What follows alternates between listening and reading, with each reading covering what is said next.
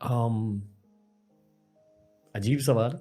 कभी भी जैसे कर्मा पुनर्जन्म जैसी चीज़ों के बारे में सोचता हूँ। मैंने इन पे खूब पढ़ा है। ओके। मतलब ये मेरे फेवरेट टॉपिक्स हैं। आत्मा, पुनर्जन्म, कर्म, इन सब के बारे में सोचता हूँ और लंबी बात कर सकता हूँ इन विषयों पर, जिस पे आपका इंटरेस्ट हो, जिस लेवल तक हो। एकदम एंड के लेवल तक इंटरेस्ट है मेरा। तो पूछिए क्या पूछना है। मैं मानता हूँ कि जिंदगी के दो कर्तव्य होते हैं।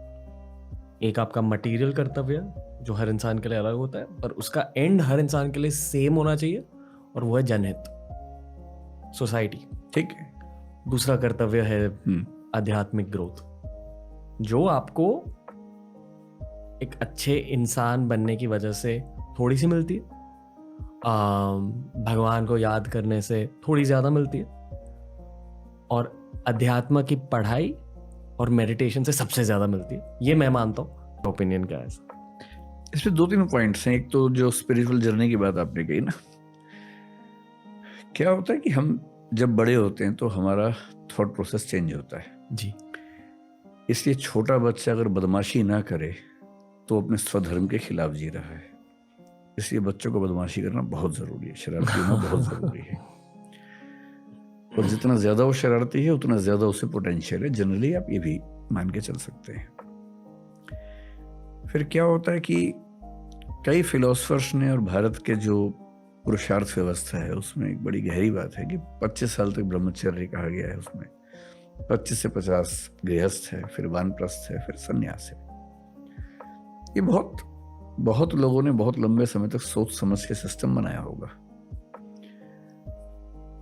एक कीरकेगार्ड नाम का फिलोसफर जर्मनी में हुआ, हीगेल से करीब 100 साल पहले, और उसकी नहीं सॉरी हीगेल के समय में हुआ। और क्योंकि हीगेल बहुत पॉपुलर था, हीगेल एक रैशनलिस्ट था जो बहुत ही ऊट पटांग बात बोलता था जिसको लोग समझ नहीं पाते थे। उसने बड़ी गहरी बात कही कि जिंदगी में फेजेस आते हैं।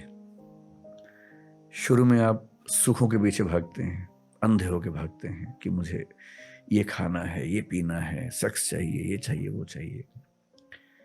ये सब चीजें बहुत अट्रैक्ट करती हैं कुछ समय के लिए, लेकिन जब आप इससे बाहर निकलते हैं आपको गिल्ट नहीं तो कम से कम ये लगता है कि इतना क्यों पागल हो गए थे इसके पीछे। धीरे धीरे आप नैतिक जीवन की ओर बढ़ते हैं, फिर नैतिक जीवन से भी ऊब होने लगते हैं, फिर आप स्पिरिचुअल लाइफ की ओर बढ़ते हैं। इसी बात को एक शायर ने बड़े खूबसूरत अंदाज में कहा। मेरा बेटा अभी 16-17 साल का, 16.5 साल का, उसका फेवरेट शेर है वो, बड़ा शेर आजकल सुनाता रहता है मुझे। फितूर होता है हर उम्र में जुदा, फितूर होता है हर उम्र में जुदा, खिलौने, माशूका, रुतबा और खुदा। तो आपके खिलौने की उम्र चली गई है, माशूका आप कह रहे हैं कि एक बार ब्रेकअप हो ही गया आपका। एक बार नहीं, अच्छा, ज्यादा बार हो गया, मल्टीपल ब्रेकअप्स।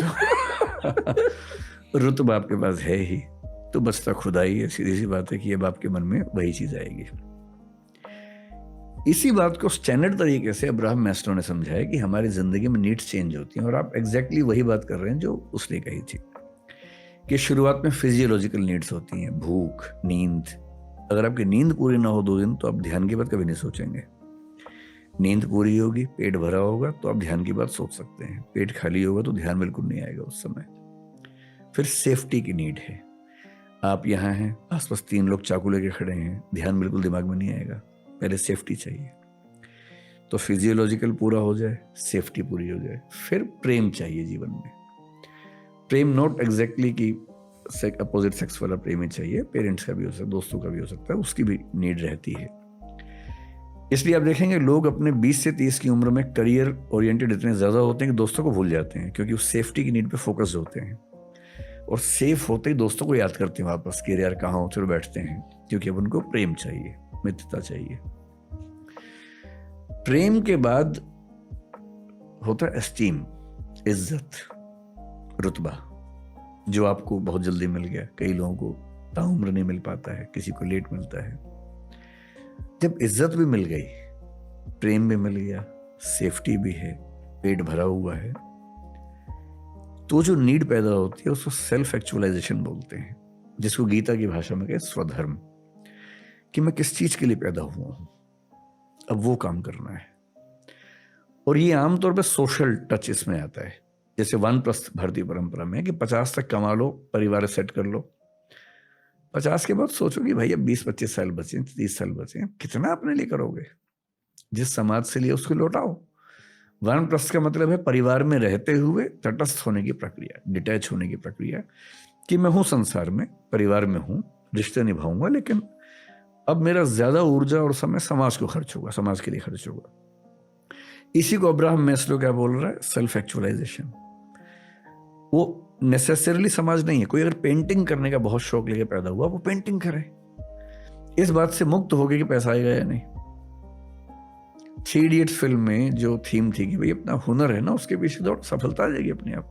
संगीत की साधना करो, एकेडमिक्स में जाना, पढ़ो, नॉवल लिखो, डायरी लिखो, कुछ करो। अब्राहम मैस्लो ने बाद में फिर से रिवाइज किया अपने सिस्टम को और कहा कि एक और नीड है, किसी किसी को छठी नीड होती है, जो आपके साथ हो रहा है, वो है सेल्फ ट्रांसेंडेंस।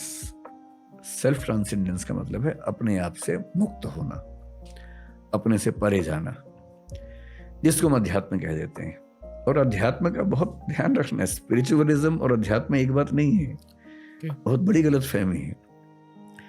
स्पिरिचुअलिज्म शब्द वेस्ट का है, स्पिरिट से आ रहा है, और स्पिरिट क्या है? क्रिश्चियनिटी में ट्रिनिटी है, God the father, God the son and the spirit, holy spirit.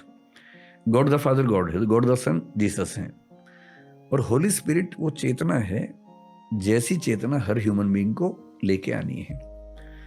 Spiritualism का बेसिक मतलब है अपने स्पिरिट को होली स्पिरिट से कनेक्ट करना। So that is basically religious belief in Christianity. अध्यात्म वो नहीं है, ये अधिआत्म है। आत्म का मतलब एक सेंस में होता है मैं, एक सेंस में आत्मा होता है। अधि मतलब उससे बड़ा, मैं से बड़े स्तर पर जाने की यात्रा है। वो यात्रा समाज से भी हो सकती है कि अब मैं सिर्फ अपने बारे में क्यों सोचूंगा, समाज के बारे में सोचूंगा, देश के बारे में सोचूंगा। That is as good as अध्यात्म।